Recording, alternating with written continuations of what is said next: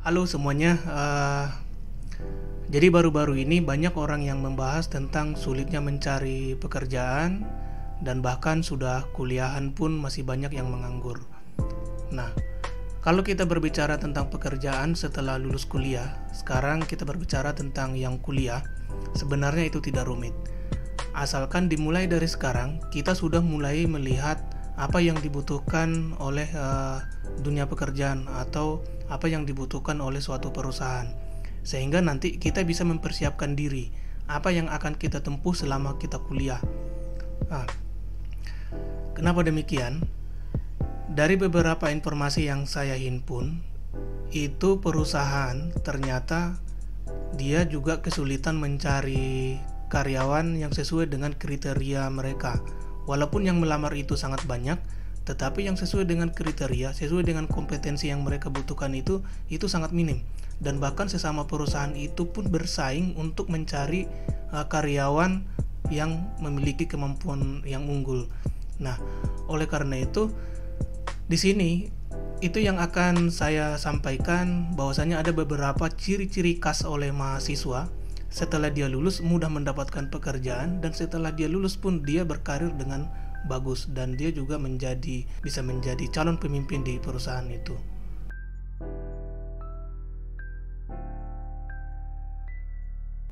Yang pertama itu adalah memiliki skill khusus yang menonjol. Jadi orang yang sudah memiliki skill khusus atau keahlian yang khusus itu biasanya sangat diminati oleh perusahaan. Karena apa? Karena dia juga tidak repot lagi atau tidak kesulitan lagi untuk melakukan training. Jadi dia mencari orang yang benar-benar sudah mampu dan sudah siap untuk bekerja.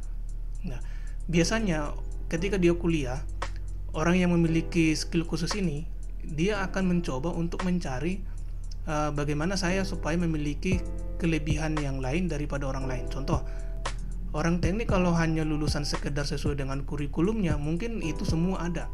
Tetapi kalau misalnya dia punya keahlian khusus seperti misalnya pengelasan atau welding, tingkat pengelasan ini kan banyak kriterianya. Ada yang sampai ahli welder, kemudian dia bisa menjadi ahli inspeksi atau inspection welding. Nah, itu dia bisa pelajari di luar. Jadi dia bisa melakukan kursus tentang pengelasan tersebut dan dia mempunyai sertifikat itu. Ketika dia sudah punya sertifikat yang lebih, maka itu sangat dibutuhkan oleh perusahaan. Berarti kan dia sudah mampu melakukan pengelasan atau mampu menginspeksi pengelasan yang sudah dilakukan oleh orang di perusahaan tersebut. Atau misalnya perusahaan itu, kita ingin melamar di perusahaan konstruksi. Tentu tidak semua pelajaran tentang konstruksi itu ada di kampus, tapi dia melakukan kursus di tempat yang lain. Contoh, memahami tentang peraturan jasa konstruksi. Dia sudah tahu tentang peraturan, dia sudah tahu tentang apa-apa saja yang berkaitan dengan hukum, yang berkaitan dengan konstruksi, maka dia akan lebih mudah diterima. Kemudian kalau misalnya dia itu belajar tentang desain, berarti di kampus misalnya kemampuan belajar desainnya itu masih level 3, kemudian dia belajar lagi di tempat yang lain sehingga dia memiliki keahlian khusus tentang itu. Jadi dia memperkuat keilmuannya tentang desain sampai dengan level 5. Ketika udah seperti itu, berarti dia kan sudah mempunyai keahlian di situ. Dan itu akan sangat mudah dilirik oleh orang perusahaan. Walaupun mungkin dia itu lulusan dari kampus biasa-biasa saja, tetapi dia sudah punya keahlian.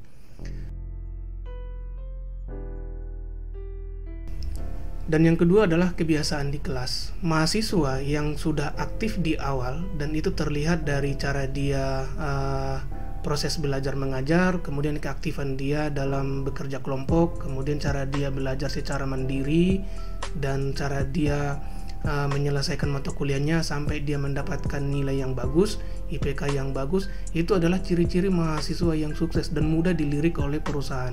Kenapa? Seperti saya bilang tadi, kalau misalnya dia memiliki IPK yang tinggi, itu adalah salah satu tolak ukur mahasiswa itu apakah dia memang benar-benar orang yang berusaha atau tidak di kampus waktu dia belajar. Walaupun memang itu tidak sepenuhnya. IPK itu tidak sepenuhnya, nilai itu tidak sepenuhnya. Tetapi kalau kita sekilas untuk menilai orang dari penilaian yang bagus dengan penilaian yang sekilas kita menilai orang dengan IPK yang bagus dengan IPK yang kurang bagus, ya tentu orang akan lebih cenderung melihat dari IPK yang tinggi. Secara administratif kan dia sudah menang duluan. Nah, kemudian mahasiswa yang aktif mengikuti kegiatan akademik seperti membentuk tim akademik seperti tim lomba programmer, kemudian tim desainer, kemudian tim robotik. Nah, itu biasanya orang-orang yang benar-benar mampu bekerja. Jadi dia punya target, sudah terbiasa memiliki target dan sudah terbiasa melakukan pekerjaan dengan kondisi tekanan, atau sudah terbiasa melakukan pekerjaan supaya dia menang. Nah, orang-orang seperti itu adalah bibit-bibit yang dicari oleh perusahaan. Kenapa? Karena perusahaan itu juga kan pada dasarnya berkompetisi. Perusahaan nanti akan berkompetisi dengan kompetitornya.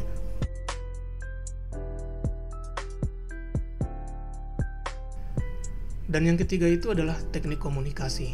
Jadi di dunia pekerjaan manapun, orang yang mampu berkomunikasi dengan baik itu sangat diminati oleh user atau diminati oleh pengusaha.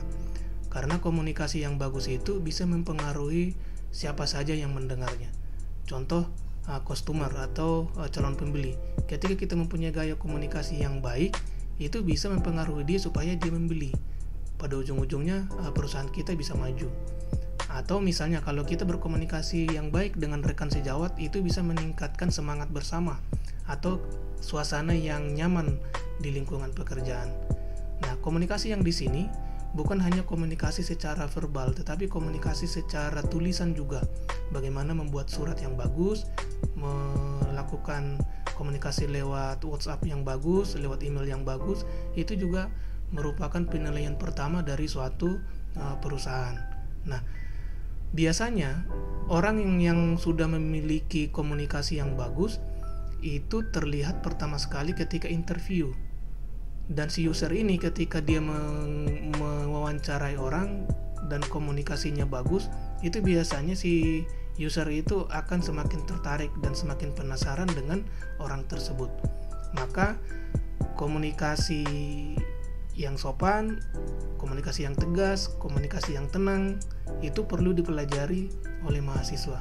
Dan biasanya itu bisa belajar dari organisasi. Jadi orang yang sudah terbiasa berbicara dengan pimpinan, sudah terbiasa berbicara dengan pihak luar, maka dia juga akan terbiasa menyusun kalimat atau menyusun kata-kata dengan baik. Jadi jangan pula kita sebagai orang yang sudah berpendidikan tinggi bahasanya terlalu tinggi, atau misalnya bahasanya terlalu rendah. Itu tidak bagus. Jadi kita harus sepadan dengan wibawa kita. Kalau kita memang udah orang yang dianggap berpendidikan tinggi, yang berkomunikasi, ya sepadan dengan pendidikan kita. Oleh karena itu nanti orang akan percaya dengan kita. Kita terlihat optimis dan kita terlihat tegas gitu, dan bisa dipercayai oleh orang lain. Oleh karena itu belajarlah komunikasi yang baik.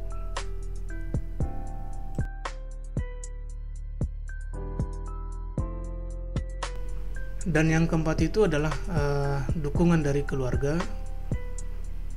Ketika ada kerjasama yang baik antara keluarganya dengan si mahasiswa ini, itu sangat berpengaruh terhadap perkembangan atau kesuksesan dari si mahasiswa tersebut.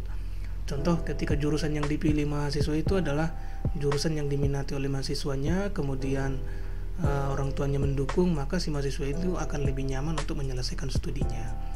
Dan yang kedua adalah semisal mahasiswa ini ingin kursus seperti kursus bahasa asing supaya dia lebih fasih berbahasa, nanti ketika dia bekerja di perusahaan atau dia mau melamar di perusahaan multinasional, dia bisa lebih dipertimbangkan untuk diterima.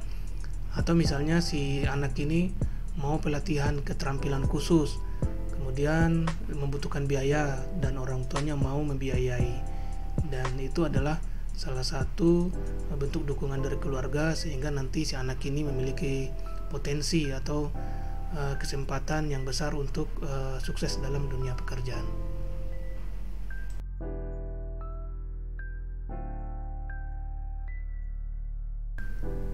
Dan yang kelima itu adalah koneksi. Memang koneksi ini sangat penting.